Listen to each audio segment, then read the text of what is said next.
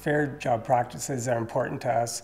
Our philosophy that we run the business by is putting people first.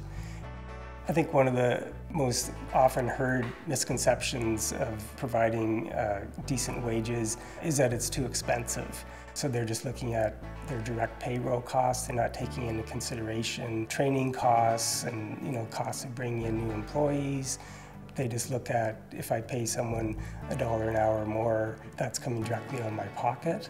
But we look at the long-term viability of the company, and we feel that paying a decent wage leads to that long-term viability. Menno Martin started the company in 1942. I've been here for 30 years.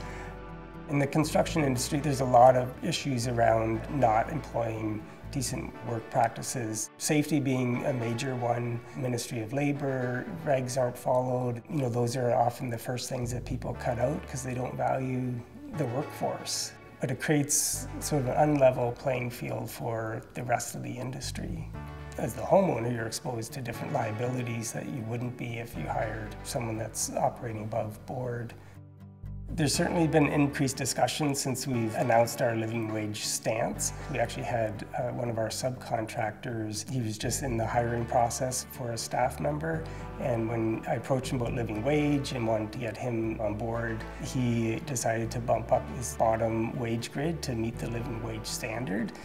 I think if I could say anything to other businesses, I would say it's not the scary thing that you might think at first. There are increased short-term costs, but those are just short-term costs to providing a higher wage. But if you look at the overall business costs over a year or multiple years, you're gaining those back like multiple times.